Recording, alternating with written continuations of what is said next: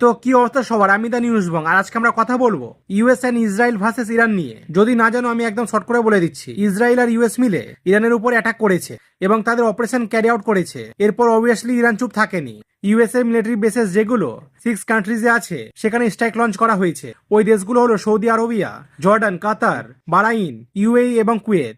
Dubai অনেক civilian এরিয়াও affected হয়েছে। ওয়ার্ল্ডের সবচেয়ে লাক্সারিয়াস হোটেলগুলোর একটি বুজ আল আরবের উপর ইরানের ড্রোন স্পটেড হয়েছে। দুবাই তো ট্যুরিজমের জন্য বিখ্যাত, তাই অনেক মানুষ এয়ারপোর্টে আটকে পড়েছে। সব flight suspend until further notice. তবে দুবাই এয়ারপোর্ট স্টাফ আর অথরিটিজ এর টায়ারলেস এফোর্টস এর জন্য তারা সেফ আছেন। ইন্ডিয়ান হাই কমিশন ইন দুবাইকে স্পেশাল থ্যাঙ্কস জানানো হয়েছে। এরপর আরেকটা বড় আপডেট এসেছে, ইরানের সুপ্রিম লিডার মারা গেছেন বলে খবর ছড়ায়। ডোনাল্ড ট্রাম্প পোস্ট করে বলেন, one of the most evil people in the history is dead নাও। এদিকে ইরানের প্রেস টিভিতে এক অ্যাঙ্কার বলেন, রিভেঞ্জ ইজ কামিং। এই হুমকির জবাবে ট্রাম্প লেখেন, if they hit us very hard today we will come with have force that has never been seen before. এই কারণে এখন সবাই বলছে সিচুয়েশন একদম হাই টেনশন আর ওয়ার্ল্ড ওয়ার 3 নিয়ে আলোচনা শুরু হয়েছে। নেক্সট আমরা কথা বলবো ইন্ডিয়ার হিস্টোরিক্যাল উইন নিয়ে। তো কাল ইন্ডিয়া ওয়েস্ট ইন্ডিজকে টি-20 ওয়ার্ল্ড কাপে হারিয়ে সেমিফাইনালে নিজের জায়গা বানিয়ে নিয়েছে। হিউজ ক্রেডিট যায় সঞ্জু স্যামসনের কাছে, যিনি একটা আনডিফেন্ডেড নক অফ 97 খেলেছেন। তাই এই ইনিংসটা এতটা আইকনিক ছিল যে ক্যাপ্টেন সূর্য কুমার যাদব তার সামনে বাউ ডাউন করে ফেলেছিলেন। আর এই হিস্টোরিক ম্যাচটা স্পেশাল ছিল কারণ ফার্স্ট টাইম এবার টি-20 ওয়ার্ল্ড কাপে ইন্ডিয়া 180 প্লাসের টার্গেট সফলভাবে চেস ডাউন করেছে। কাল এত মানুষ এই ম্যাচ দেখছিল যে জিও হটস্টারে একটা রেকর্ড তৈরি হয়ে গেছে। এটা হয়ে গেছে টি-20 ওয়ার্ল্ড কাপের মোস্ট ভিউ ওয়াচ। এখন সেমিফাইনালও কনফার্ম হয়ে গেছে। ফার্স্ট ম্যাচ হবে ইন্ডিয়া ভার্সেস ইংল্যান্ড আর সেকেন্ড ম্যাচ হবে সাউথ আফ্রিকা ভার্সেস নিউজিল্যান্ড। তোমাদের কি মনে হয় এবার কি ওয়ার্ল্ড কাপ জিতবে? আমাকে কমেন্ট করে অবশ্যই জানাবে।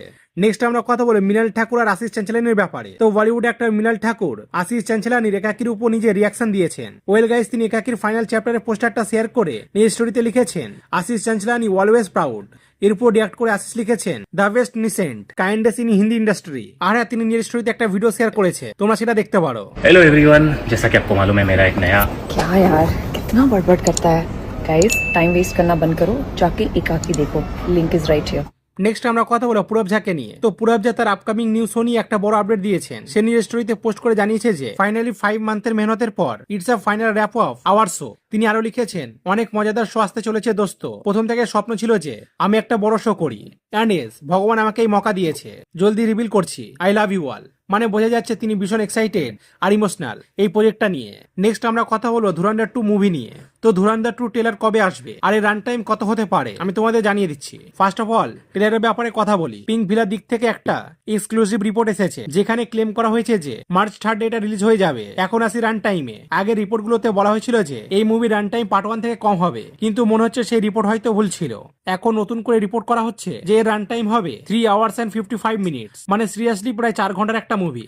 আর যদি এটা সত্যি হয় তাহলে হিস্ট্রিতে 3টে মাত্র অন্য মুভি আছে যেগুলো রান টাইম ধুরন্ধর 2 এর থেকে বেশি হবে। নেক্সট আমরা কথা বলবো বিজয় থেলাপাতিকে নিয়ে ঘিরে ভাইরাল খবর নিয়ে। রিপোর্ট অনুযায়ী বলা হচ্ছে বিজয় থেলাপাতির স্ত্রী ডিভোর্স ফাইল করে তার বিরুদ্ধে শকিং অ্যালিগেশন তুলেছেন। হ্যাঁ, তার বিরুদ্ধে এক্সট্রা ম্যারিটাল অ্যাফেয়ারের অভিযোগ আনা হয়েছে। পিটিশনে ক্লেম করা হয়েছে যে ম্যারিটাল রিলেশনশিপ একটা ফিমেল অ্যাক্টরের সঙ্গে চলছিল, যার ব্যাপারে তার স্ত্রী 2022 সাল থেকে জানতে পারেন। আরো বলা হয়েছে বিজয় নাকি রিশোর করেছিলেন যে তিনি নাকি এই রিলেশনশিপ শেষ করে দেবেন, কিন্তু সেই প্রতিশ্রুতি দেওয়ার পরেও তিনি নাকি সেটি কন্টিনিউ করেন। এই কারণে তার স্ত্রী দাবি করেছেন যে তাকে সিভিয়ার মেন্টাল টর্চার সহ্য করতে হয়েছে। তিনি আরো যোগ করেছেন যে এই ম্যারেজ কার্য তো অলরেডি শেষ হয়ে গেছে, শুধু অন পেপার এটা টিকে আছে। তার মতে এই রিলেশনশিপের আর কোনো রিভাইভাল সম্ভব নয়। নেক্সট আমরা কথা বলি একটা ভাইরাল শকিং নিউজ নিয়ে। তো ওয়েস্ট বেঙ্গল থেকে একটা শকিং ভিডিও সার্ফেস করছে, যে ভিডিওতে দেখা যায় একটা মিডল এজ ব্যক্তি একটি মেয়েকে আননেসেসারি খুব বাজেভাবে গালাগালি করছিল এবং তাকে মারার জন্য হাতও তুলছিল। মেয়েটা কোনো দোষও করেনি, তাও তার সাথে খুব বাজে ব্যবহার করা হয়। আর হ্যাঁ, এইসব কথা কিন্তু সেই মেয়েটি নিজের মোবাইলে রেকর্ড করে এবং সোশ্যাল মিডিয়াতে আপলোড করে, আর ভিডিওটি সঙ্গে সঙ্গে ভাইরাল হয়ে যায়। তারপর যাই তোমরা এই ছবিটা দেখে নিশ্চয়ই বুঝতে পারছো, মানে এক কথায় যেমন ব্যবহার করেছে তেমনই ফল পেয়েছে।